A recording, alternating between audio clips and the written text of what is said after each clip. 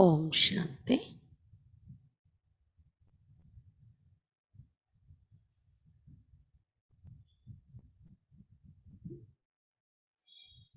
ఈరోజు బ్రహ్మకుమారి తులసి మాత యొక్క అనుభవం చదువుకుంటున్నాము. బ్రహ్మకుమారి తులసి మాత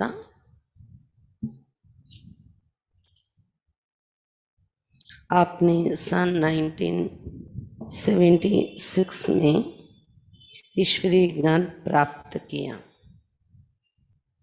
బ్రహ్మకుమారి తులసి మాత ఈమె 1976లో ఈశ్వరీయ జ్ఞానాన్ని పొందారు. 1976లో आपके जीवन परिवर्तन से प्रभावित होकर आपकी पुत्रियां तथा पोत्रियां यज्ञ सेवा के निमित्त बनी. ఆమె జీవితంలో వచ్చిన పరివర్తన ద్వారా ప్రభావితులై ఆమె యొక్క పుత్రికలు, అమ్మాయిలు మరియు మనుమరాళ్ళు యజ్ఞ సేవలో సమర్పణ నిమిత్తమయ్యారు. आपकी पुत्री ब्रह्मा कुमारी उर्मिलाबेन यज्ञ में समर्पित होकर ज्ञानामृत पत्रिका में ईश्वरीय सेवारत हैं. వీరి పుత్రిక బ్రహ్మకుమారి ఉర్మిలాబేన్ యజ్ఞంలో అంటే మధుబన్లో సమర్పితమయ్యి జ్ఞానామృత్ మ్యాగజైన్ ఎక్కడైతే తయారవుతుందో ఆ జ్ఞానామృత్ ప్రెస్లో ఈశ్వరీయ సేవలో ఉన్నారు.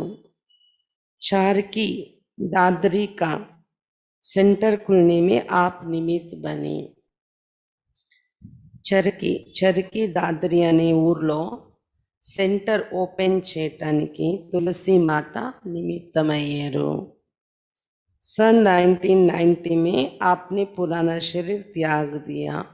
1990లో పాత శరీరాన్ని విడిచిపెట్టారు ఈమె. बाबा ने कहा बच्ची की सर्व आशाएं पूर्ण हो गई. బాబా కలిసినప్పుడు బాబా చెప్పారంట, బచ్చి యొక్క సర్వ ఆశలు పూర్తయిపోయాయి అని. सांसारिक मनुष्यों के अहंकार को उस समय चोट लगती है और वे तिलमिला उठते हैं जब वे देखते हैं कि जिस नारी को उन्होंने तुच्छ, बुद्धिहीन और नगण्य की श्रेणी में रख छोड़ा था, वही भगवान को पा लेने का दावा करते हुए सशक्त बन जाती हैं. ఎప్పుడైతే ఏ నారిని ప్రపంచము తుచ్చముగా, తెలివి తక్కువగా లెక్క వేశారో అదే నారి భగవంతుని పొంది దావా తీసుకున్నప్పుడు, భగవంతుని పొందటంలో సశక్తురాలుగా తయారైపోయినప్పుడు సంసారిక మానవుల అహంకారానికి దెబ్బ తగులుతుంది నారి ఇంత ముందుకు వచ్చినప్పుడు. लेकिन सृष्टि नाटक में ऐसी नूंदें सर्वशक्तिमान का सबल पाकर अबला सबला बन जाती हैं. కానీ సృష్టి నాటకంలో ఎలా ఫిక్స్ అయి ఉంది అంటే సర్వశక్తివంతుడు బాబా యొక్క ఆధారాన్ని పొంది అబల సబలగా తయారైపోతుంది. किसी कहानी में आने वाली नाटकीय परिवर्तन की तरह सृष्टि की कहानी में भी ये परिवर्तन संगम युग में आता है. भगवान अपने संपूर्ण ज्ञान निधि का कलश माताओं के सिर पर रख देता है और उसे गुरु पद पर आसीन कर देता है. ఏదో కథలో చెప్పినట్టు పరివర్తన యొక్క దృశ్యము అనేది నాటకాలలో వస్తుంది, కథలలో వస్తుంది. అలాగే ఈ సృష్టి కథలో కూడా సంగమయుగంలో పరివర్తన అనేది వస్తుంది. భగవంతుడు తన సంపూర్ణ జ్ఞాన నిధి యొక్క కలశం మాతల తలపైన పెడుతున్నారు మరియు వారికి గురు పదవిపై ఆసీనులుగా చేయిస్తున్నారు. మాతల్నికి గురు పదవి ఇచ్చి గౌరవిస్తున్నారు బాబా. అటువంటి పరివర్తన समाजंलो संगम युगंलो वस्तुंदी. पति परमेश्वर की गद्दी पर आसीन होने वालों को इस बात से खुजली तो होती है, परंतु आखिरकार उन्हें झुकना पड़ता है. పతి పరమేశ్వరుడు అనే గద్దె పైన కూర్చున్న వారికి మాత్రము ఈ విషయాన్ని చూసి కొంచెం దురద పుడుతుంది అన్నారు మాతలకి స్థానం బాబా ఇచ్చినప్పుడు. కానీ ఆఖరికి వాళ్ళు వంగాల్సే వస్తుంది మాతలెదురుగా. इसके एवज में वे साधारण समझी जाने वाली माताएं समस्त समाज से टकरा जाती हैं और उसकी समस्त बेड़ियों को इस प्रकार तोड़ डालती है मानो किसी तुच्छ तिनके को तोड़ रही हो. సాధారణంగా గుర్తింపబడే మాతలు, సాధారణ స్థితిలో గుర్తింపబడే మాతలు సమస్త సమాజంతో ఎదుర్కొంటూ సమస్త సంఖ్యలను ఏ రకంగా తెంచుకుంటున్నారు అంటే, ఒక గడ్డి పరకను, తుచ్చమైన గడ్డి పరకను తెంచి పారేసినట్ల సంసారం యొక్క బంధనలను, సంసారం యొక్క బేడీలను తెంచుకుంటున్నారు. ऐसी ही एक आध्यात्मिक वीरांगनी थी ब्रह्म कुमारी తులసి మాత. అలాంటి వీరాంగనీల చరిత్రలో ఒక వీరాంగని ब्रह्मकुमारी तुलसी माता ఉండేవారు. जो चरखी दादरी में घर गृहस्थ में रहते हुए ज्ञान योग में बड़ी दृढ़ रही. చరకీ దాదరిలో గృహస్థంలో ఉంటూ కూడా జ్ఞాన యోగాల్లో చాలా దృఢపడ్డారామె. शांतिवन की ब्रह्म कुमारी उर्मिला बहन उनकी लौकिक पुत्री हैं. तुलसी माता की अलौकिक जीवन कहानी इनके शब्दों में सुनिए. శాంతివన్లో ఉండే బ్రహ్మకుమారి ఉర్మిళా బెన్ తులసి మాతకు లౌకిక కుమార్తె, లౌకిక పుత్రిక. ఆమె తులసి మాత యొక్క కథ ఆమె మాటలలో వినిపిస్తున్నారు ఉర్మిళా బెన్. सन 1976 में हम चरखी दादरी के पास एक छोटे से गांव में रहते थे. 1976లో చరకీ దాదరి అనేటటువంటి ఊరికి దగ్గరలో ఒక చిన్న గ్రామంలో ఉండేవాళ్ళం మేము.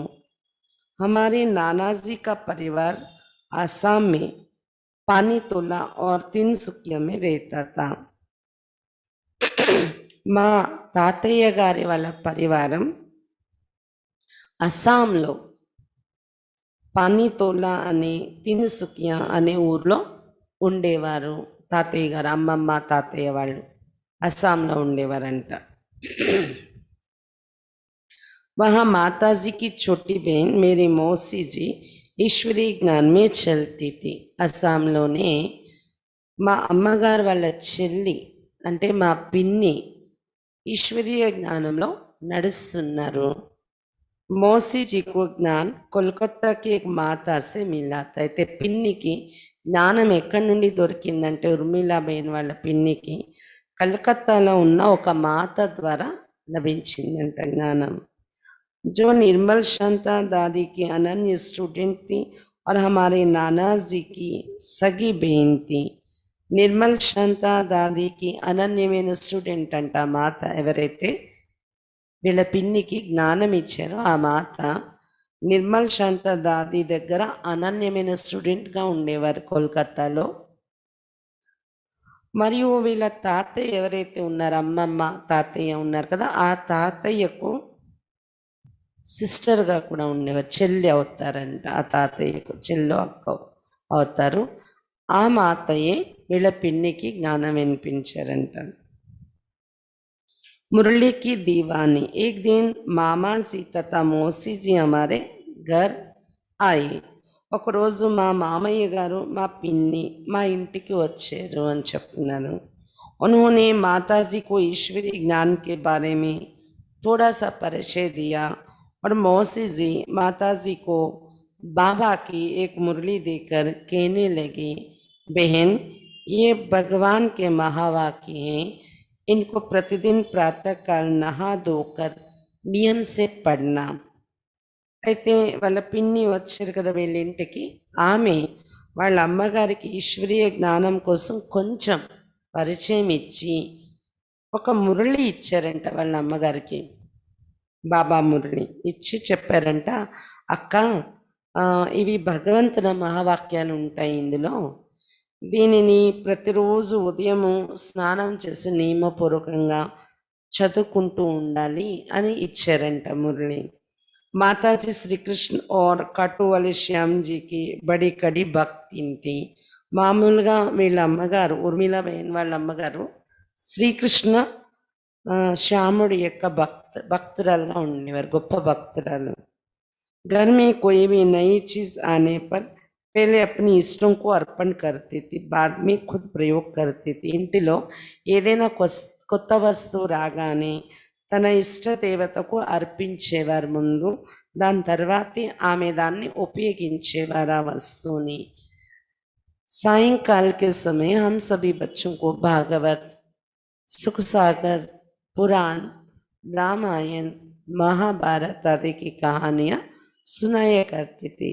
సాయంత్రం సమయాల్లో పిల్లలందరికీ పిల్లలైన మాకందరికీ మా అమ్మగారు భాగవతము, సుఖసాగర్ అనే శాస్త్రము, పురాణము, రామాయణము, మహాభారతము ఈ కథలు వినిపించేవారు కూర్చోపెట్టి అని చెప్తున్నారు. భగవాన్ और भक्ति के अलावा कोई अन्य बात ना सुनती थी और ना करने देती थी. భగవంతుడు మరియు భక్తి తప్ప వేరే ఏ విషయాలు ఆమె వినేవారు కాదు, మమ్మల్ని కూడా మాట్లాడనిచ్చేవారు కాదు. हम बच्चे भी उसकी आज्ञा अनुसार घर से बाहर आते जाते हनुमान चालीस बोलते जाते थे. राम राम श्याम श्याम ये शब्द भी हमेशा हमारी जुबान पर रहते थे. పిల్లలు మేము కూడా ఇంట్లోని మా అమ్మగారి ఆజ్ఞ అనుసారం ఇంటి నుండి బయటకు వెళ్ళడము రావడము చేసేటప్పుడు హనుమాన్ చాలీసా చదువుకునే వాళ్ళము. తర్వాత రామ రామ శ్యామ్ శ్యామ అనే పదాలు కూడా మా నాలుక పైన ఎప్పుడు తిరుగుతూ ఉండేవి. मैं हमें बताती थी कि भगवान सब कुछ देखता है, इसलिए कभी भी झूठ नहीं बोलना, चोरी नहीं करना, गाली नहीं देना. इस प्रकार हम बच्चों के संस्कारों पर माताजी बहुत ध्यान देती थी. ఆమె మాకు నేర్పించేది, ఇంట్లో మా అమ్మగారు భగవంతుడు అన్నీ చూస్తూ ఉంటాడు మనల్ని, అందుకని ఎప్పుడు కూడా అబద్ధం చెప్పొద్దు, దొంగతనం చేయకూడదు, తిట్టకూడదు ఎవరికి అని ఇలా నేర్పించేవారంట. ఈ రకంగా మా పిల్లలు మాలో సంస్కారాలు పైన మాతాజీ చాలా గమనిక పెట్టేవారు, మా సంస్కారాల్ని తయారు చేయటం పైన అని చెప్తున్నారు ఊర్మిళాబేన్. पिताजी के संस्कार माँ से बिल्कुल विपरीत थे. वे व्यापार करते थे, वे दोस्तों के संग में शराब आदि भी पी लेते थे और माताजी पर बहुत अत्याचार करते थे, परंतु माताजी भगवान के सहारे सब कुछ सहन कर लेती थी. నాన్నగారి సంస్కారం మా అమ్మగారి సంస్కారానికి పూర్తి విరుద్ధంగా ఉండేది. ఆయన వ్యాపారం చేస్తూ ఉండేవారు. ఫ్రెండ్స్ సాంగత్యంలో సారా తాగేవారు. మరి ఇంటికి వచ్చి మాతాజీ పైన చాలా అత్యాచారం చేసేవారు. అయినప్పటికీ మాతాజీ భగవంతుని ఆధారంతో వాటన్నింటినీ సహిస్తూ ఉండేవారు. उसे भगवान मिलने के अलावा किसी सांसारिक चीज की इच्छा थी ही नहीं. ఆమెకు భగవంతుని కలుసుకోవాలి అనేది తప్ప ఇంకో సాంసారికమైనటువంటి కోరికలే ఉండేవి కాదు, సాంసారిక వస్తువులపైన కోరికే ఉండేది కాదంట ఆమెకు. इसलिए जब उनको प्यारे बाबा की मुरली मिली तो उसे देखते उन्हें झट विश्वास हो गया कि ये भगवान के ही మహావాక్య. అందుకే ఆమెకి ఇంకెక్కడ కోరిక లేదు కాబట్టి భగవంతుడు తప్ప ఇంకటి వైపు కోరిక లేకపోవడం వలన ఆమెకు ప్రియమైన బాబా యొక్క మురళి లభించగా దాన్ని చూస్తూనే ఆమెకు విశ్వాసం ఏర్పడిపోయింది మనసులోని, ఇవి భగవంతుని యొక్క మహావాక్యాలే ఇందులో ఉన్నాయి అని. मुरली केवल एक ही थी. उनको परमात्मा शिव का भी थोड़ा सा ही परिचय दिया गया था कि वे ज्योतिर्बिंदु हैं और परमधाम में रहते हैं तथा शिव उनका नाम है. इसी आधार पर वे प्रतिदिन अमृत वेले योग करने लगी और उससे एक मुरली को ही प्रतिदिन इतनी तन्मयता से पढ़ने लगी कि हम बच्चे हैरान होने लगे। మురళి కేవలం ఒక్కటే ఉండేదంట. ఒక మురళియే ఇచ్చి వెళ్ళారు వాళ్ళ పిన్ని. అయితే ఆమెకు పరమాత్మ శివుని యొక్క పరిచయం కూడా కొద్దిగా మాత్రం వినిపించి వెళ్ళారు వాళ్ళ పిన్ని గారు. ఏంటంటే అతను జ్యోతిర్బిందు స్వరూపుడు, పరంధామంలో ఉంటారు, అతని నామం శివ అని ఇవన్నీ వినిపించి వెళ్ళారంట వాళ్ళ పిన్ని గారు. ఏదైతే కొద్ది పరిచయం ఇచ్చారో దాని ఆధారంతోనే ఆమె రోజు అమృత వేళ యోగం చేసుకునేవారు లేచి. తర్వాత ఒక్క మురళి ఏదైతే ఇచ్చి వెళ్ళారో ప్రతిరోజు ఆ ఒక్క మురళిని తన్మయత్వంతో చదువుతూ ఉండేవారు. అది చూసి మేము అంటే అదో అద్భుతం వాళ్ళకి అది ఆశ్చర్యం అనిపించేది. ఒకటే పట్టుకొని రోజు ఏం చదువుతుంటది ఆమె అని. प्रतिदिन खुली छत पर जब वे उस मुरली को हाथ में लेकर पढ़ना शुरू करती थी तो उनका सांवला चेहरा ऐसा चमक उठता था मानो चेहरे की चमड़ी के अंदर कोई दिव्य प्रकाश करंट आ गया हो. ప్రతిరోజు మేడ మీద కూర్చొని ఆ మురళి చేతిలో పట్టుకొని చదవడం ప్రారంభించేవారు. అప్పుడు చామన ఛాయలో ఉండే ఆమె ముఖము చూస్తే మెరిసేది. ఆమె చర్మం పైన మెరుపు, ఆమెలో ఏదో దివ్య ప్రకాశం, ఒక కరెంటు వచ్చేసిందా అన్నట్టు మెరిసేది ఆమె మురళి చదువుకుంటున్నప్పుడు చూస్తే.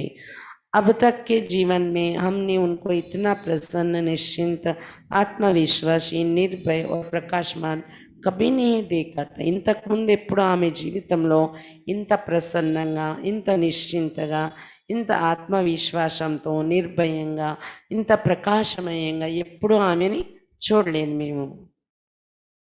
एक दिन मैंने पूछा, मम्मी आप हर रोज एक ही कागज पढ़ती हैं, अभी तक पूरा नहीं हुआ है क्या? ఒకరోజు ఉర్మిళాబేన్ అడిగారంట, మమ్మీ ప్రతిరోజు ఒక్క కాగితమే పట్టుకొని చదువుతారు మీరు, ఇప్పటి వరకు పూర్తి అవ్వలేదా ఏంటి, ఇన్నాళ్ళ నుండి చదువుతున్నా అని అడిగారంట. उन्होंने आंखों में चमक भरकर उत्तर दिया, मेरे बाबा की वाणी है, लाखों बार पढ़ो तो भी पूरी नहीं होगी. వెంటనే ఆమె కళ్ళల్లో ఒక మెరుపుతో కనిపిస్తూ సమాధానం ఇచ్చారంట, ఇది నా బాబా యొక్క వాణి, లక్షల సార్లు చదివినా కూడా పూర్తవదు ఇది అన్నారంట. विक्रम विनाश करने की लगन. एक वर्ष तक एक ही मुरली पढ़ते पढ़ते ईश्वरीय नशे में झूमते झूमते माता जी के सब दुख दर्द मिट चुके थे. ఒక సంవత్సరం పాటు ఒకే మురళి పట్టుకొని చదువుతూ చదువుతూ ఈశ్వరీయ నశలో ఊగుతూ ఊగుతూ మాతాజీ యొక్క దుఃఖాలు, బాధలన్నీ తొలగిపోయాయి. एक वर्ष बाद मौसी जी फिर हमारे घर आई और माता जी को साप्ताहिक पाठ्यक्रम की एक पुस्तक तथा 10-12 मुरलियां और दी गई. ఒక సంవత్సరం పూర్తయ్యాక మళ్ళీ వాళ్ళ పిన్ని గారు వాళ్ళ ఇంటికి వచ్చారంట. ఈసారి వచ్చినప్పుడు వాళ్ళ అమ్మగారికి 7 రోజుల కోర్సు యొక్క పుస్తకము, తర్వాత 10-12 మురళీలు ఇంకా ఇచ్చి వెళ్ళారంట. उन्हें देख माताजी को लगा कि जैसे सारी दुनिया का खजाना मिल गया हो. అవి ఇవ్వగానే వాటిని చూసి వాళ్ళ అమ్మగారికి అనిపించేసిందంట, మొత్తం ప్రపంచంలో ఉన్న ఖజానా అంతా ఏదో తనకి దొరికేసినట్లు ఫీలింగ్ కలిగింది. उनको उठाते, रखते, सहेजते, पढ़ते, पढ़कर सुनाते हुए उनके चेहरे का उल्लास देखते ही बनता था.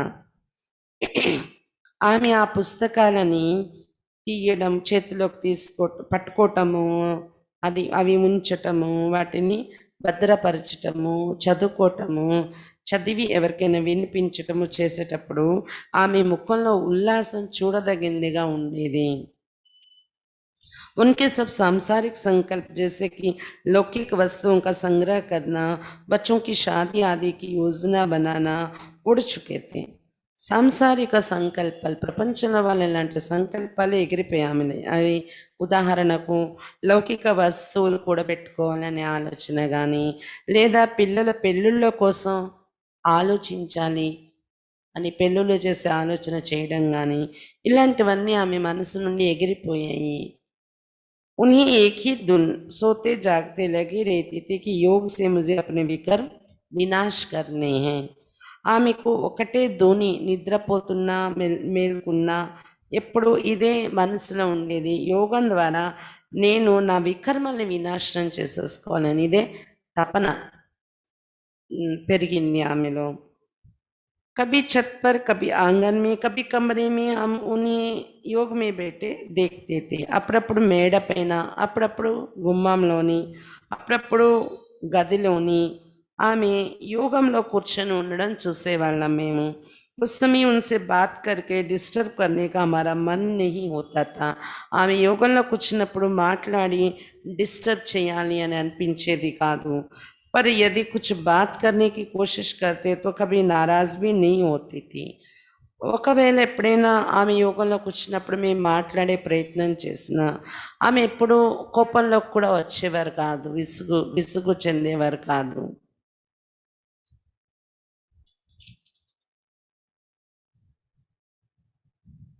బాబా కా సందేశ్ దేనే మే బహుత్ రుచి.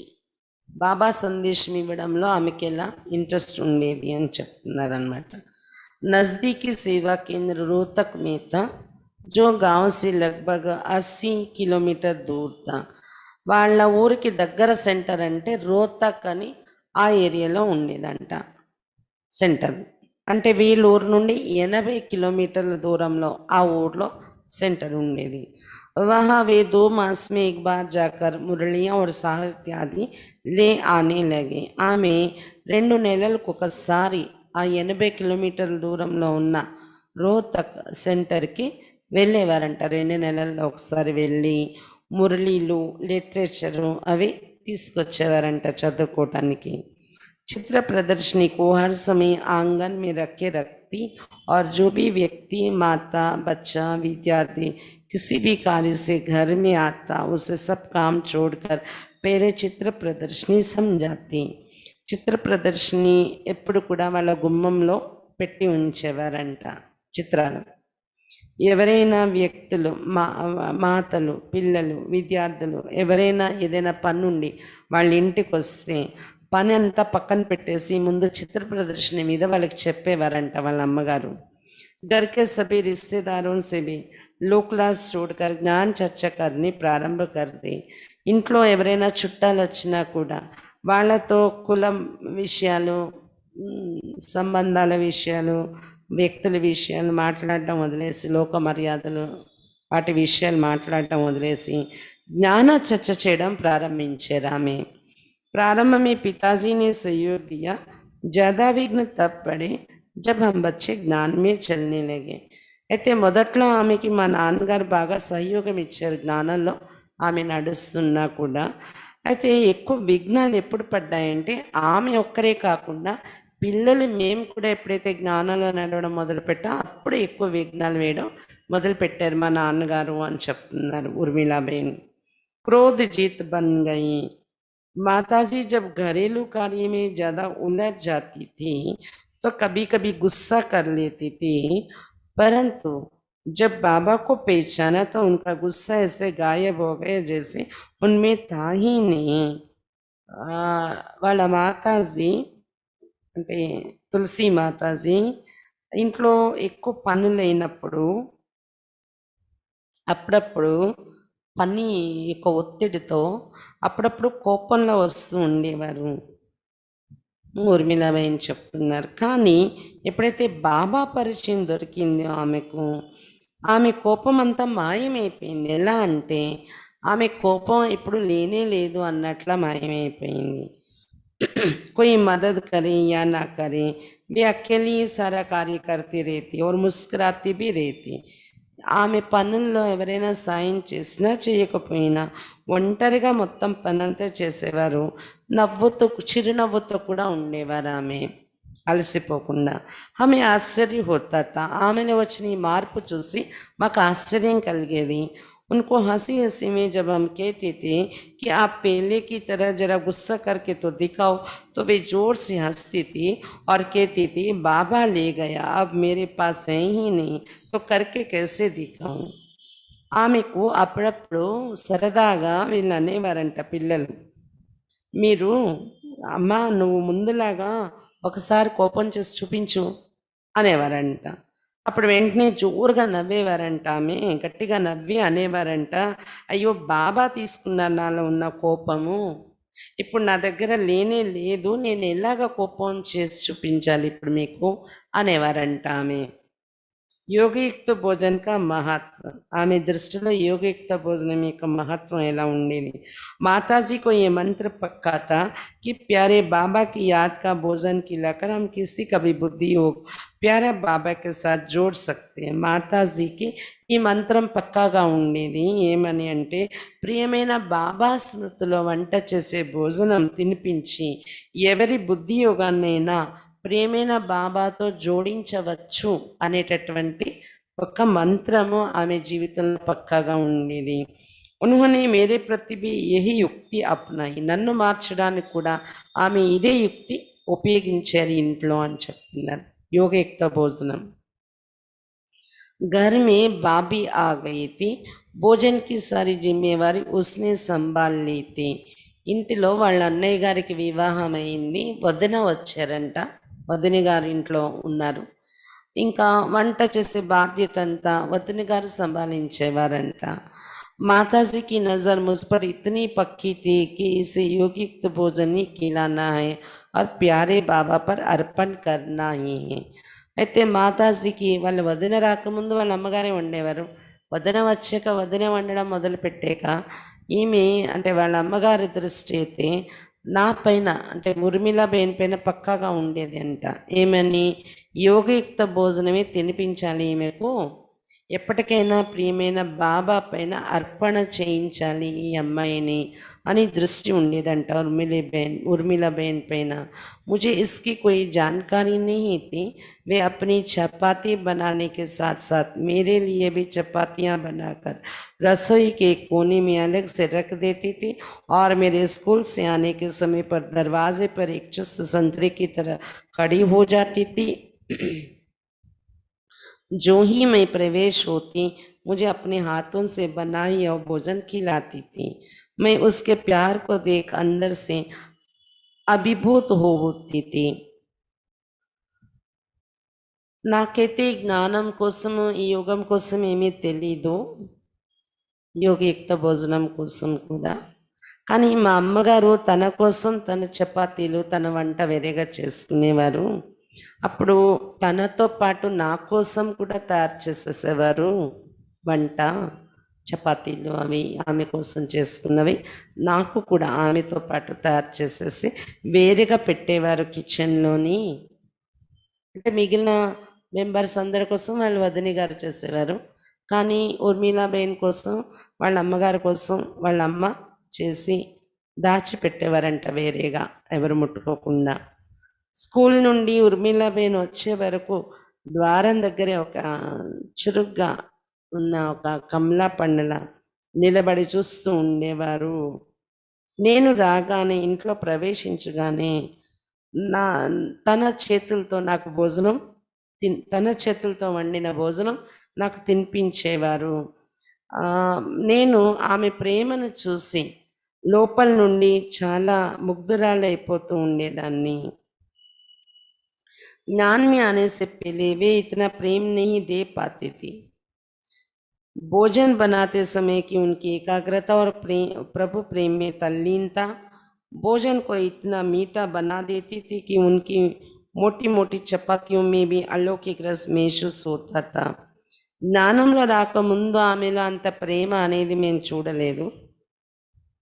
భోజనాన్ని వంట తయారు చేసే సమయంలో ఆమె ఏకాగ్రత, తర్వాత ప్రభు ప్రేమలో తల్లీనమై ఉంటూ భోజనం తయారు చేయడం వలన చాలా మధురంగా వంట చేసేవారు ఆమె. ఆమె చేసే లావు లావు చపాతీల్లో కూడా అలౌకిక రసం మాకు అనుభవం అయ్యేది. అలా యోగయుక్తమైన భోజనం చేసి మాకు తినిపించేవారు అని చెప్తున్నారు అక్కయ్య. గుప్తదానిగా ఉండేవారు. उन्हें गुप्त दान का बहुत महत्व था, इसलिए मधुबन जब भी आती थी साल भर की एकत्रित पूंजी का गुप्त दान कर जाती थी. గుప్త దానం యొక్క మహత్వం ఆమె దృష్టిలో ఉండేది. అందుకే మధుబన్ ఎప్పుడు వెళ్ళినా సంవత్సరం మొత్తము పోగు చేసి పక్కకు తీసినటువంటి ధనము గుప్తంగా దానం చేసి వచ్చేవారంట మధుబన్లో. कहती थी बाबा के सिवाय किसी को भी पता नहीं चलना चाहिए. ఆమె చెప్పేవారంట, బాబాకు తప్ప ఇంకెవరికి తెలియకూడదు నేను చేసే దానము అనేవారంట. वे हमें मुरली के प्रति आकर्षित करने के लिए बहुत युक्ति रचती थी. మురళి పట్ల ఆకర్షణ కలిగించటానికి పిల్లలకి ఇంట్లో పిల్లలకి ఇంట్రెస్ట్ కలిగించడానికి మురళి పైన చాలా యుక్తులు రచించేవారంట. कहती थी बेटा इसमें अंग्रेजी के शब्द हैं, मुझे तो अंग्रेजी आती नहीं, जरा बताना. आर्यनेस का क्या अर्थ होता है, पैराडाइज किसे कहते हैं. ఎప్పుడు కూడా అనేవారంట, పిల్లల దగ్గరికి వచ్చి మురళి ఇచ్చి అనేవారంట, బేటా ఇవి ఇంగ్లీష్లో కొన్ని పదాలు వస్తున్నాయి, ఇందులో నాకు అర్థం కావట్లేదు, కొంచెం మీరు చదివి చెప్పండి. ఐరనీజ్ అని అంటున్నారు, దీని మీనింగ్ ఏంటి, దీని అర్థం ఏంటి, ప్యారడైజ్ అని వస్తుంది, దీని అర్థం ఏంటి అని అడుగుతూ వాళ్ళ చేత మురళి చదివించేవారంట. ఇది ఒక నెపం అనమాట, వాళ్ళకి మురళి పైన ఇంట్రెస్ట్ కలిగించడానికి అలా చేసేవారంట. ఆమె जब हम परीक्षा देने जाते थे तो दृष्टि देकर और बाबा को भोग खिलाकर भेजती थी. ఎప్పుడైతే మేము పరీక్ష రాయడానికి వెళ్ళే వాళ్ళం, ఎగ్జామ్ రాయడానికి, ఆమె మాకు దృష్టి ఇచ్చి బాబా భోగ్ తినిపించి పంపించేవారు ఎగ్జామ్కి అని చెప్తున్నారు. उनकी वो योगिक दृष्टि परीक्षा भवन में भी हमारे लिए सुरक्षा कवच का काम करती थी. ఆమె ఇచ్చే యోగయుక్తమైనటువంటి దృష్టి పరీక్ష హాల్లో కూడా ఒక సురక్ష కవచంలాగా మాకు పనిచేస్తూ ఉండేది. उनकी दृष्टि में उस समय अलौकिकता महसूस होती थी. उस दृष्टि का बहुत आकर्षण होता था. ఆమె యొక్క దృష్టిలో ఆ సమయంలో ఒక రకమైన అలౌకికత అనుభవం అయ్యేది మాకు. ఆమె యొక్క దృష్టి చాలా ఆకర్షించేది అని చెప్తున్నారు అక్కయ్య. నష్టో మోహ అవస్థ. वे हमें हर समय ज्ञान ही सुनाती रहती थी, क्योंकि उनके पास चर्चा का कोई और विषय था ही नहीं. ఆమె ప్రతి సమయంలో మాకు జ్ఞానం యొక్క విషయాలే వినిపిస్తూ ఉండేవారు, ఎందుకంటే మాట్లాడడానికి ఇంకో విషయాలే ఆమె దగ్గర ఉండేవి కాదు. भक्ति काल में हम उनसे ही श्री कृष्ण की भक्ति सीखे थे, पर अब वे कहने लगे कि भगवान शिव है, श्री कृष्ण तो देवता है. हमने उनको कहा आपने तो अपना भगवान बदल लिया, हम तो नहीं बदलेंगे. భక్తి కాలంలో ఆమె మాకు శ్రీకృష్ణ భక్తి నేర్పించారు, ఆమె నుండి నేర్చుకున్నాము. ఇప్పుడు ఆమె అనడం మొదలుపెట్టారు, భగవంతుడు శివుడు, శ్రీకృష్ణుడు దేవత, శ్రీకృష్ణుడు భగవంతుడు కాదు అని. ఇప్పుడు వీళ్ళు అనడం మొదలు పెట్టారు ఇంట్లో పిల్లలు. మీరేమో అమ్మ నువ్వు నీ భగవంతుని మార్చేసావా, మేమైతే మార్చము అని అనేవారంట. అంటే కృష్ణుడు అని చెప్పేదాను ఇంతవరకు, ఇప్పుడు శివుడని మార్చేసావు, మాకు కృష్ణుడి వైపు నువ్వే చూపించావు కదా, మేమైతే మార్చము భగవంతుణ్ణి అనేవారంట. दूसरा हम उनको ये भी कहते थे कि आपका क्रोध तो छूट गया, पर हम बच्चों में आपका मोह तो है, ये कब छूटेगा. ఇంకా వీళ్ళు అనేవారంట పిల్లలు, ఏమని, కోపం అయితే నీకు తగ్గిపోయింది ఇప్పుడు, కానీ మా మీద మోహం అయితే ఉంటుంది, అదెప్పుడు నీలో పోతుంది అని అడిగేవారంట. हालांकि मोह धीरे धीरे शुद्ध स्नेह में परिवर्तित होता जा रहा था, फिर भी मैं उनको ये चुनौती अक्सर दे देती थी. నెమ్మదిగా మోహం కూడా శుద్ధ స్నేహంలోకి పరివర్తన అవుతూ వచ్చిందంట ఆమెలోని. అయినా కూడా నేను కూడా ఒక ఛాలెంజ్ అప్పుడప్పుడు ఇచ్చేదాన్ని ఆమెకు, మోహాన్ని జయించిందా లేదా అని. प्यारे बाबा ने ड्रामा अनुसार ऐसा दृश्य उपस्थित किया कि माताजी ने उपरोक्त दोनों बातों का उत्तर अपने प्रैक्टिकल जीवन के द्वारा दे दिया. ప్రియమైన బాబా డ్రామా అనుసారం ఇలాంటి ఒక సీన్ అనేది మా ఇంట్లో క్రియేట్ చేశారు. దాంతో మాతాజీ పైన మనం అనుకున్న రెండు విషయాలకు సమాధానం ప్రాక్టికల్ జీవితం ద్వారా ఇవ్వడం జరిగింది. మోహము క్రోధము విడిచిపెట్టారు అనేది జీవితం యొక్క ప్రాక్టికల్ ఉదాహరణలో కనిపించిందంట. అదేంటి, హువా యూं कि एक बार मुझे 103 बुखार हो गया. माताजी देखभाल कर रही थी, मैंने उनमें पूर्ण परिवर्तन महसूस किया. क्योंकि अज्ञान काल में हमारी बीमार होने पर वे बदहवासी हो जाती थी, अपने इष्ट के आगे कुछ प्रार्थना करती थी, चिंता करती थी, कार्य की अधिकता के कारण चिड़चिड़ी हो जाती थी और चेहरे पर उदासी आ जाती थी। परंतु इस बार वे पूर्णतः निश्चिंत, तटस्थ, पूर्ण जागरूक, स्नेही, कर्तव्य परायण थी। ఒక్కసారి ఆ సంఘటన ఏం జరిగింది, వాళ్ళ అమ్మగారిలో మోహం ఎంత పోయిందని తెలియడానికి జరిగిన సంఘటన. ఒకసారి ఉర్మిళాబేన్కి 103 జ్వరం వచ్చేసిందంట. వాళ్ళ అమ్మగారు పక్కన ఉండి చూసుకునేవారంట ఈమెను. ఆమెలో పూర్తి పరివర్తన నేను చూశాను. ఎందుకంటే జ్ఞానం తెలియక ముందు రోజుల్లో అయితే మాకేదైనా జబ్బు వస్తే ఆమె చాలా బాధపడిపోయేవారు. ఇష్టదేవతల ఎదురుగా కూర్చొని ప్రార్థనలు చేసేసేవారు, చింత పెట్టుకునేవారు. తర్వాత పని ఒత్తిడి కారణంగా చిరాకు, కోపం అనేవి వచ్చేస్తూ ఉండేవి. అలాగే ముఖం పైన ఉదాసీనత, నిరాశ అనేది వచ్చేసేది మాకెవరికైనా ఒంట్లో బాగాలేకపోతే మా అమ్మగారి ముఖం పైన. కానీ ఈసారి జ్ఞానం తెలిసేకొచ్చిన పరివర్తన ఏం చూశారంట, ఈమెకి ఇంత జ్వరం ఉన్నా ఇక్కడ దగ్గర కూర్చొని ఎలా ఉన్నారంట, పూర్తి నిశ్చింతగా,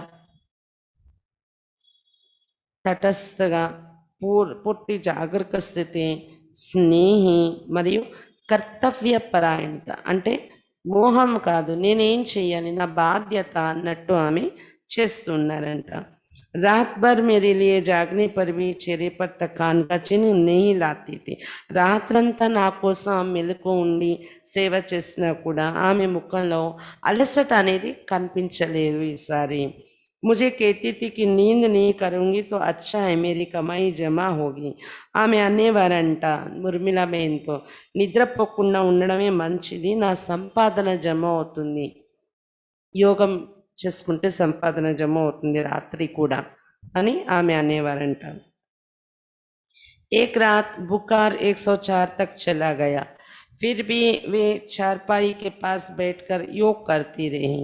ఒకసారి 104, ఒక రాత్రికి 104 అయిపోయిందంట జ్వరము.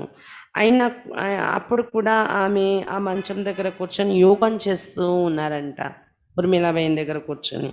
मुझे बोली, आप आत्मा शिव बाबा की ही, शरीर छूटेगा तो आत्मा बाबा की गोद में जाएगी और ठीक हो जाएगी तो बाबा की सेवा करोगी. ఆమె దగ్గర కూర్చొని యోగం చేస్తూ అన్నారంట ఉర్మిళాబేన్తోని, నువ్వు ఆత్మ, శివబాబా సంతానం, నువ్వు ఒకవేళ శరీరం వదిలేస్తే ఈ జ్వరంతోని బాబా ఒళ్ళోకి వెళ్ళిపోతావు, బాబా బిడ్డవు కదా నువ్వు. ఒకవేళ నీకు జ్వరం బాగైపోతే బాబా సేవ చేస్తావు అని ఇలా మాట్లాడుతున్నారంట ఆమె. उनकी इस बहादुरी भरी मूजित वाणी को सुन मैं अंदर ही अंदर उन पर कुर्बान सी हो गई. ఆమె వీరత్వంతో ఉన్న మోహజీత స్థితిలో ఉన్న ఈ మాటలు విని నేను లోపలే బలిహారం అయిపోయాను ఆమె స్థితి పైన అని చెప్తున్నారనమాట. అంటే ఎవరైనా చనిపోతాదేమో అని ఏడుస్తారు కదా, కానీ ఏడవకుండా చనిపోతే బాబా దగ్గరికి వెళ్ళిపోతావు, ఒకవేళ బతికితే నువ్వు జ్వరం తగ్గిపోతే నువ్వు సేవ చేస్తావు అన్నారంట ఆమె. मुझे मेरे प्रश्न का उत्तर उनके प्रैक्टिकल जीवन से मिल गया. మోహాన్ని నువ్వు జయించలేదు, కోపాన్ని జయించావు కానీ అనేవారు కదా, దాని సమాధానం ప్రాక్టికల్ జీవితం ద్వారా నాకు కనిపించింది అని చెప్తున్నారు ఉర్మిళాబేన్. వే పూర్ణ नष्ट मोह होते भी सेवा के कर्तव्य पर निष्ठापूर्वक तत्पर थी. ఆమె పూర్తి నష్టమోహగా ఉంటూ కూడా సేవా కర్తవ్యంలో నిష్ఠాపూర్వకంగా తత్పరులుగా ఉండేవారు. నష్టమోహ కానీ పిల్లల సేవ నిష్ఠగా చేసేవారు. मैंने कहा, मम्मी ज्ञान सुनाओ. उन्होंने गीता का सच्चा अर्थ समझाना शुरू किया. అయితే ఉర్మిళాబేన్ చెప్పారంట, మమ్మీ జ్ఞానం వినిపించు అంటే ఆమె గీత యొక్క సత్యమైన అర్థం ఏంటి అనేది మొదలు పెట్టారంట చెప్పడం. प्यारे बाबा को मेरे प्रश्न का उत्तर देना था, इसलिए वे मुख से कहती गई कि रथ है ब्रह्मा बाबा का तन, सारथी है शिव बाबा, कौरव है विकार, मेरे सामने दीवार पर कोई दृश्य कुशल चित्रकार उन सभी चित्रों को चित्रित करता गया చెప్పడం మొదలు పెట్టారంట. ఆమె చెప్పేటటువంటి విషయాల ద్వారా నా మనసులో ఉన్న డౌట్స్ క్లియర్ చేయడానికి ఆ పాయింట్స్ ఆమె నోటి నుండి చెప్పించారేమో బాబా అంటున్నారు. ఏం చెప్పడం మొదలు పెట్టారంట, గీత యొక్క సత్యమైన రహస్యం ఏంటంటే రథము ఏదైతే ఉందో అది బ్రహ్మ బాబా తనువు. సారథి ఎవరైతే చూపించారో అక్కడ మహాభారతము గీతలో అది శివబాబా సారథి, బ్రహ్మబాబా తనులో వచ్చిన శివబాబా. కౌరవులు అంటే వికారాలు అని ఇలా చెప్పడం మొదలు పెట్టారంట ఆవిడ చెప్తూ ఉంటే నా ఎదురుగా గోడ పైన ఒక అదృశ్య చిత్రం చిత్రీకరింపబడుతూ కనిపించింది. మనసు ద్వారా ఒక చిత్రాన్ని చూస్తూ ఉన్నారంట అక్కయ్య. उसी समय मुझे अनुभव सहित निश्चय हो गया कि गीता का भगवान शिव है और ये गीता एपिसोड चल रहा है. అదే సమయంలో ఆమె అలా చెప్తుంటే నాకు అనుభవంతో నిశ్చయం ఏర్పడిపోయింది, గీతా భగవంతుడు శివుడు, గీతాయుగం ఇప్పుడు నడుస్తుంది, గీతా జ్ఞానం ఇస్తున్నారు అనేది అర్థమైపోయింది, నిశ్చయం ఏర్పడిపోయింది. दीवार पर जो चिन्ह अंकित हुए दिखाई दिए वो आज भी मेरे भीतर के चक्षु के सामने पूर्णतया स्पष्ट है. ఆ రోజు నా మనసులో ఉత్పన్నమైన చిత్రం, వాళ్ళ అమ్మగారి జ్ఞానం చెప్తుంటే మనసులోనే ఒక చిత్రం ఆమె మనసులో ఉత్పన్నమైంది కదా, అది ఈ రోజు కూడా పూర్తిగా స్పష్టంగా నా లోపల చక్షు ద్వారా కనిపిస్తూ ఉంటుంది అని చెప్తున్నారు. इस अनुभव के बाद ही मैं निश्चय बुद्धि बन ईश्वरी सेवा करने के लिए कृत संकल्प हुई. ఈ అనుభవం అయిన తర్వాతే నేను నిశ్చయ బుద్ధిగా తయారై ఈశ్వరీయ సేవ చేయటానికి సంకల్పం తీసుకున్నాను అని చెప్తున్నారు. बच्चों के प्रति ऊंची नजर, పిల్లల పైన ఉన్నత దృష్టి ఎలా ఉండేది అని చెప్తున్నారు. కహా జాతా హై కి మా బచ్చేకి పేలి గురు హోతీ హై, చెప్పటం జరుగుతుంది తల్లి పిల్లలకి మొదటి గురువుగా ఉంటారు అని. इस गुरु पद की गरिमा के अनुसार उसने हमें सदा ही ऊंची नजरों से देखा. గురు పదవి యొక్క గురు పదవికి గౌరవం ఇస్తూ ఆమె మమ్మల్ని सदा उन्नतమైన దృష్టితో చూశారు. एक बार छोटी आयु में मैंने एक बारी चीज को उठा लिया था. उसे देखकर वे बड़ी खुश हुई और कहने लगी, रामायण में लिखा है कि सीता भी छोटी आयु में भारी भरकम धनुष को उठा लेती थी, तुम भी वैसे ही हो. ఆమె ఎలా ఉన్నతమైన దృష్టితో చూసేవారో పిల్లల్ని, తన పిల్లల్ని అనేది చెప్తున్నారు అక్కయ్య ఉర్మిళాబైన్. ఒకసారి ఉర్మిళాబైన్ చిన్న వయసులో ఒక బరువైన వస్తువుని ఎత్తేసారంట. ఎత్తగలిగారు. చిన్నపిల్లలు చూడండి, బరువు ఎత్తితే మనం ఎత్తేసారని సంతోషపడతాం. అలాగా ఆమె ఒక బరువైన వస్తువుని ఎత్తి లేపితే అది చూసి వాళ్ళ అమ్మగారు చాలా ఖుషి అయిపోయారంట. అన్నారంట, రామాయణంలో రాశారు సీత కూడా చిన్న వయసులోనే ఆ బరువైన ధనుషుని లేపింది అని, నువ్వు కూడా అలాగే కదా, నువ్వు సీతవే అన్నారంట. इसी प्रकार घर में एक दुर्गा का चित्र था. उन्होंने एक दिन मुझसे पूछा ये कौन है. అలాగే ఇంకొకసారి జరిగిన దృశ్యం, వాళ్ళ ఇంట్లో ఒక దుర్గా చిత్రం ఉండేదంట, దుర్గాదేవి చిత్రం. అది చూపించి ఒకరోజు ఉర్మిళాబేన్ అడిగారంట వాళ్ళ అమ్మగారు, ఈ దుర్గాదేవి ఎవరు అని అడిగారంట. मैंने उत्तर दिया दुर्गाजी है. అయితే ఈమె సమాధానం చెప్పారంట, ఆమె దుర్గాదేవి. ఫోటో చూపించి అడిగారంట ఈమె ఎవరు అంటే దుర్గాదేవి అని చెప్పారంట ఉర్మిళాబేన్.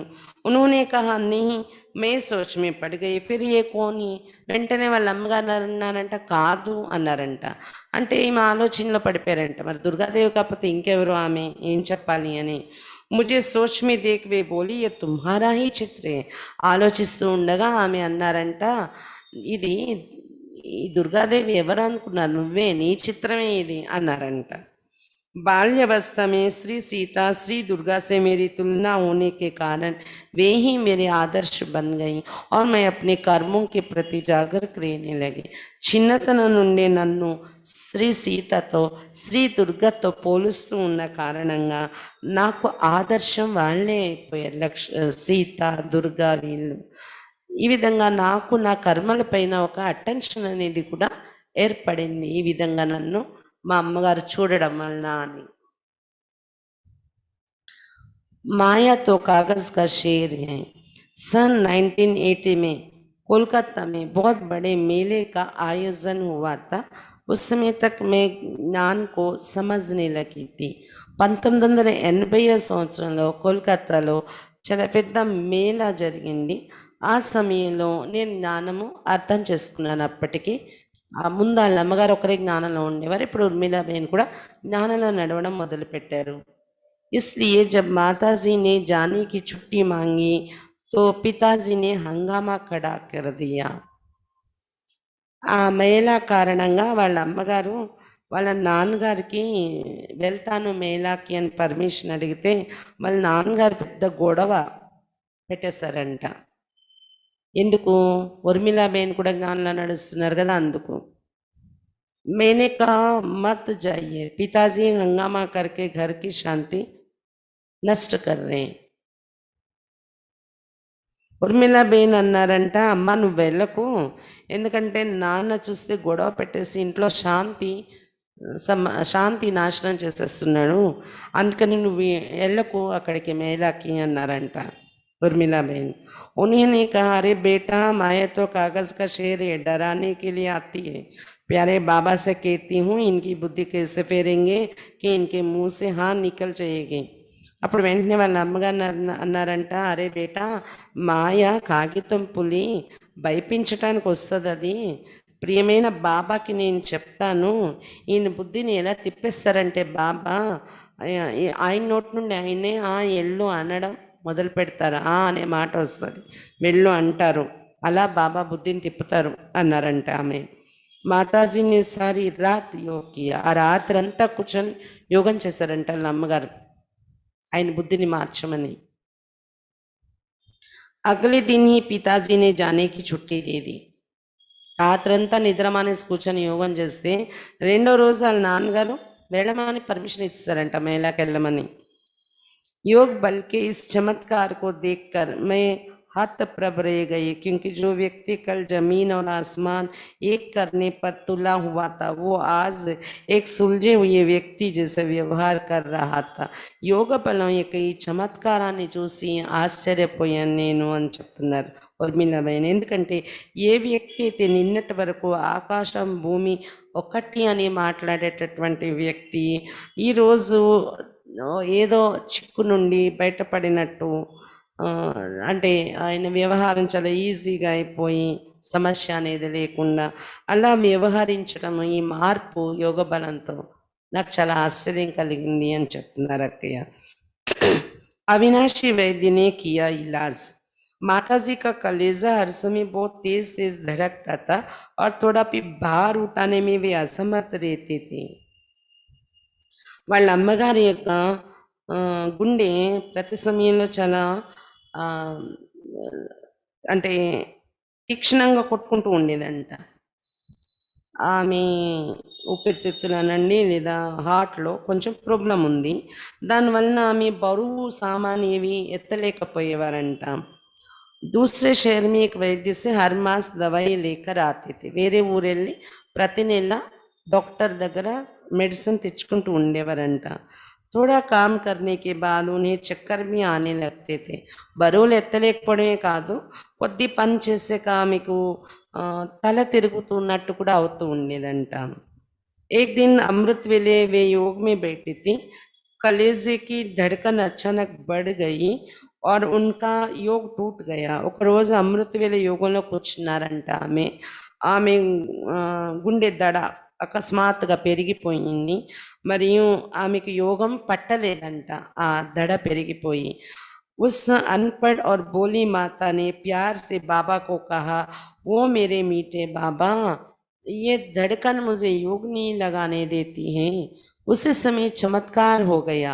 उन्हें लगा कि एक प्रकाश का करंट सा आया और उनके कलेजे को छूकर वापस चला गया।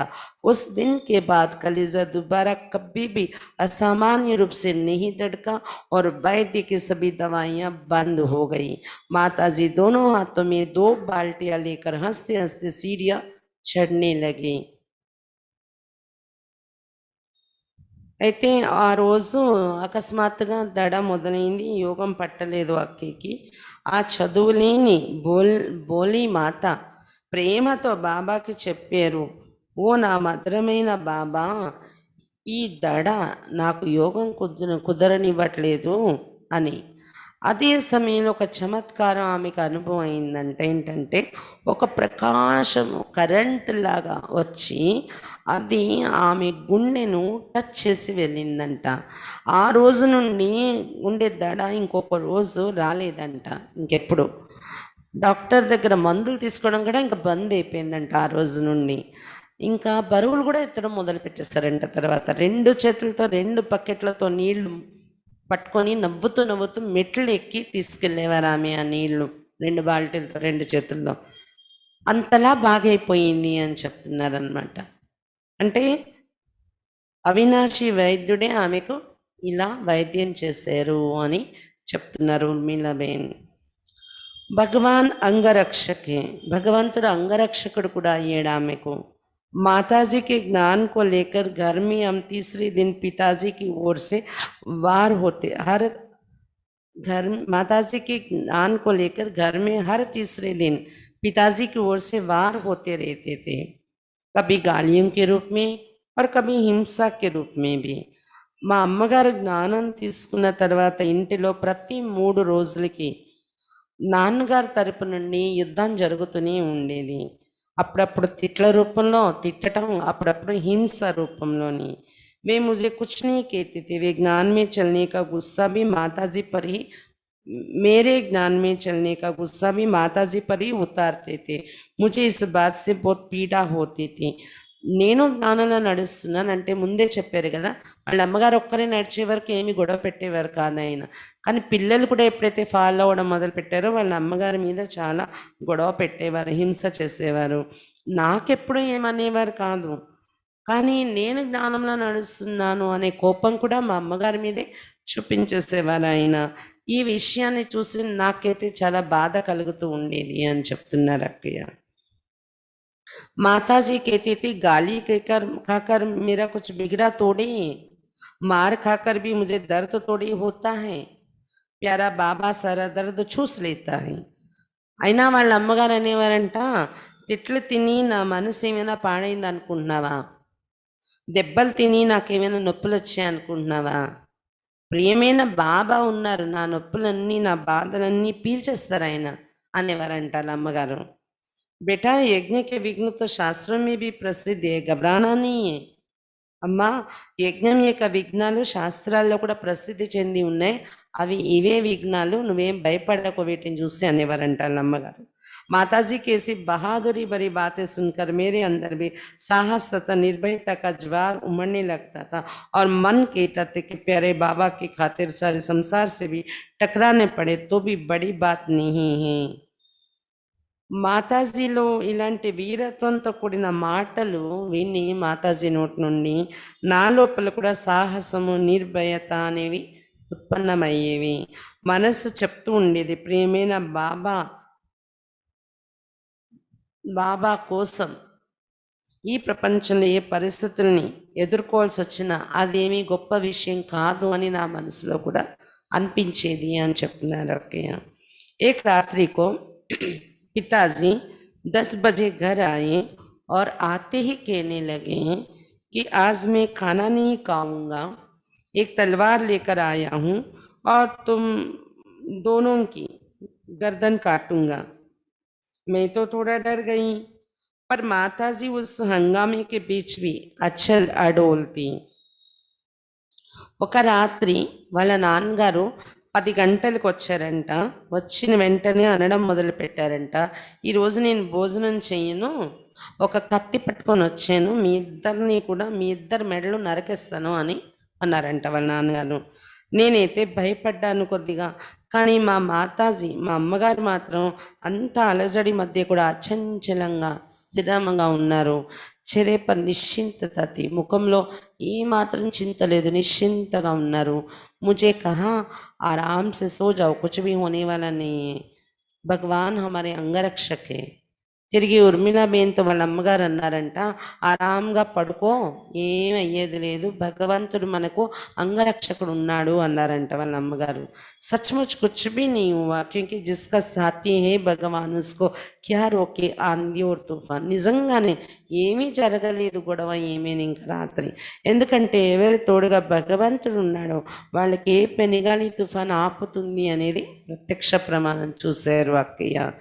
విద్యార్థి జీవన్, ఆమె విద్యార్థి జీవితం కూడా ఎలా జీవించేవారు వాళ్ళ అమ్మగారు అనేది చెప్తున్నారు. माताजी सदा अपने को विद्यार्थी समझती थी, इसलिए जब मैं सवेरे जल्दी उठकर कॉलेज की पढ़ाई करती थी तो मुझे कहकर सोती थी, मुझे भी उठा लेना.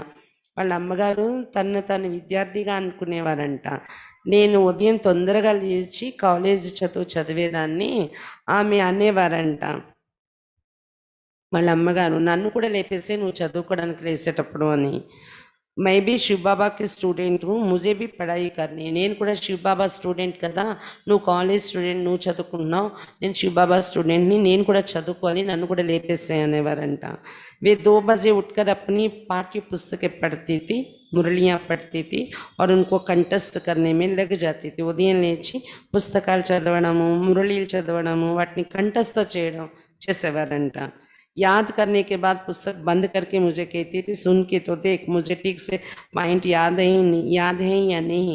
కంఠస్థ చేసాక ఉర్మిళాబేన్కి అనేవారంట, నేను చెప్తాను విను, చూడు, ఈ పుస్తకంలోని ఈ మురళిలోని నేను ఏదైతే చెప్తున్నానో పాయింట్ కరెక్ట్గా నాకు గుర్తుందా లేదా చూడు అని చెప్పేవారంట ఆమె. मैं सुनती थी, ठीक से सुनना पाने पर वे बहुत खुश हो जाती थी और सारा दिन कार्य करते उन्हीं पॉइंट्स को दोहराती रहती थी. ఉర్మిళాబేన్ వినేవారంట ఆమె చెప్తూ ఉంటే. విని కరెక్ట్గా చెప్పేమో అందులో ఉన్నట్టనే అంటే చాలా ఖుషి అయిపోయేవారంట, నాకు గుర్తుంటుంది అని. రోజంతా పని చేస్తూ అదే పాయింట్స్ ఏవైతే కంఠస్థ చేశారో అవే రిపీట్ చేసుకుంటూ మనసులోని పనిచేసేవారంట. घर के कार्य करने में उनकी रफ्तार को देख सब कहने लगे कि ये మాతాజీ పునః జవాన్ हो गई. ఇంటి పనులు చేయటంలో ఆమె స్పీడ్ చూస్తే అందరూ అనేవారంట, మాతాజీ మళ్ళీ యువకురాలు అయిపోయింది, యవనవస్థకు వచ్చేసింది ఈమె అనేవారంట అందరూ. समेटना शुरू हो गया.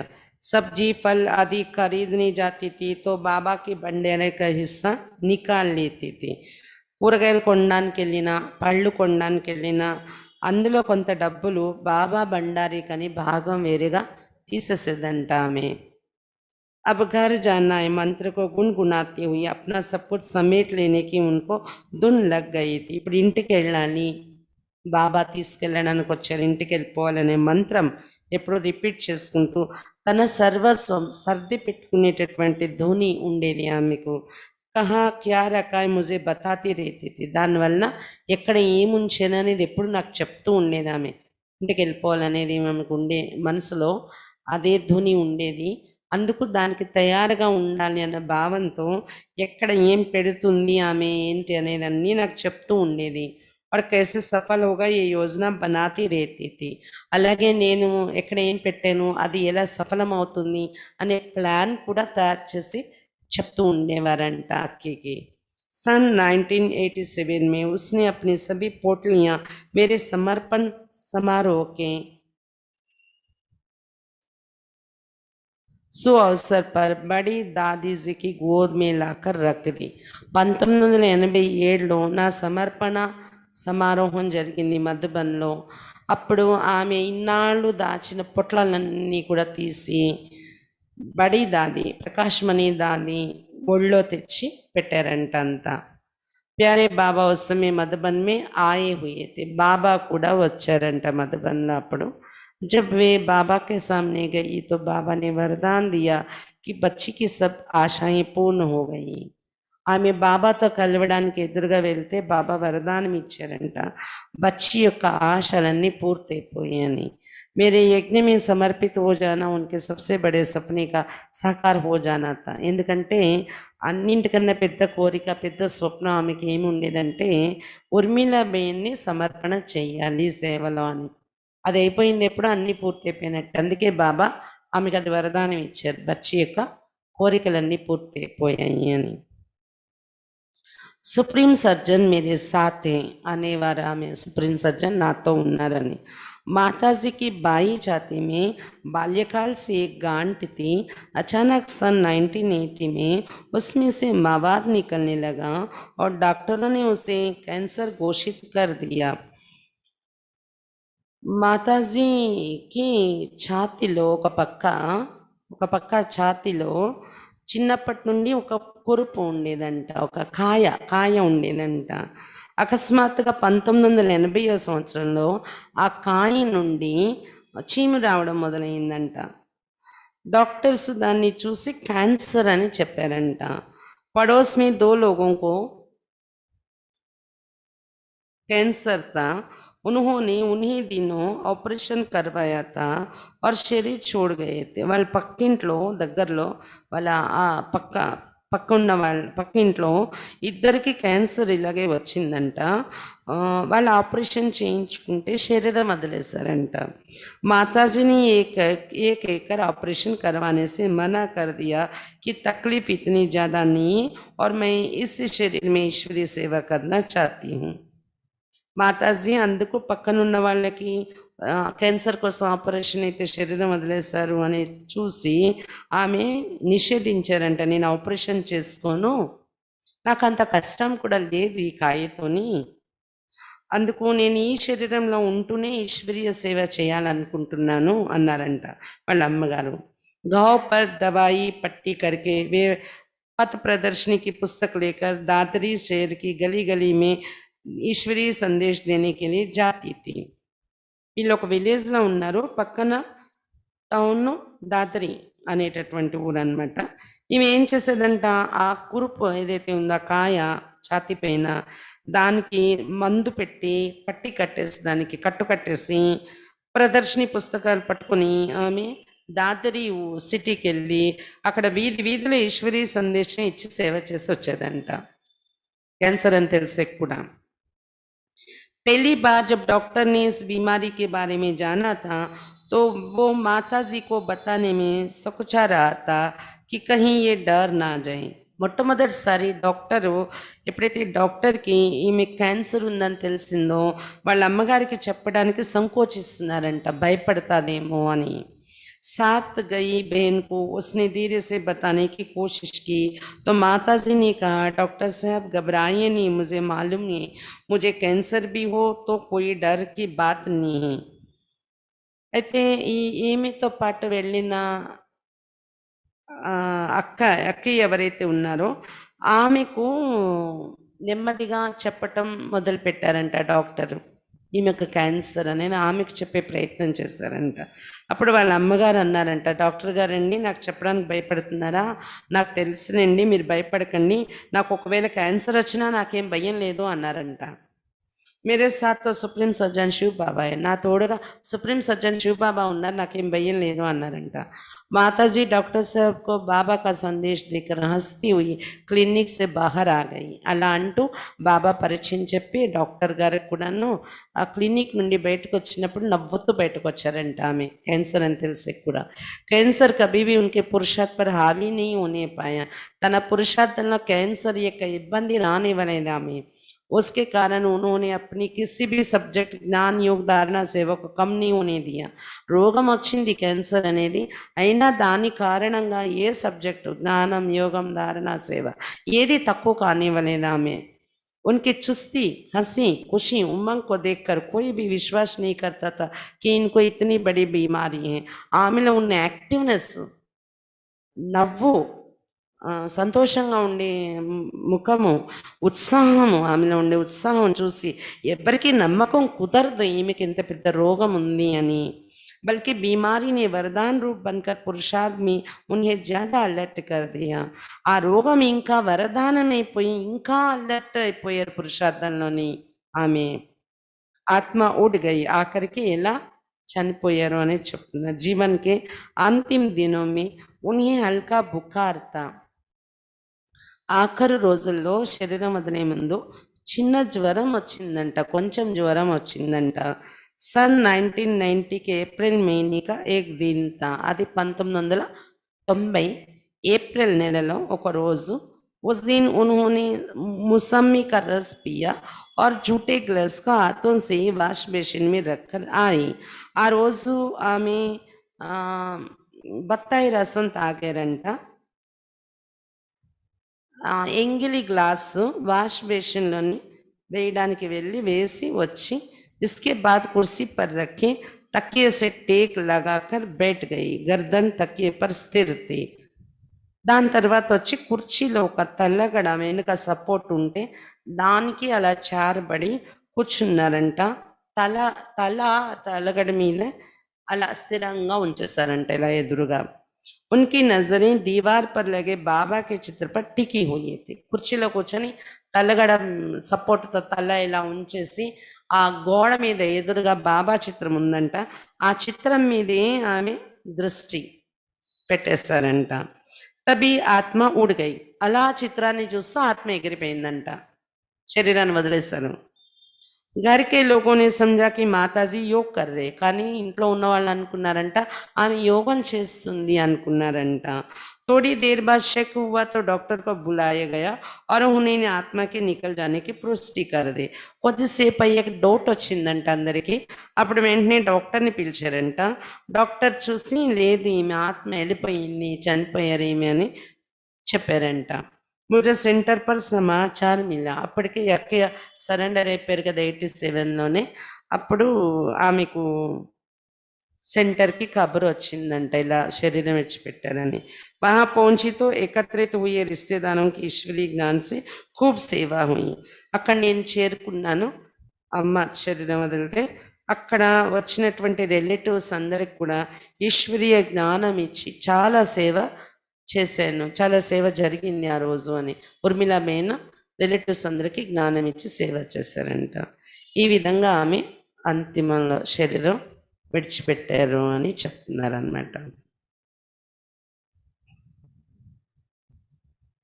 ఈ విధంగా ఈరోజు తులసి మాత యొక్క అనుభవం విన్నాము. తర్వాత రేపు గురువారం కదా అవ్యక్త మురళి చదువుకుంటాము.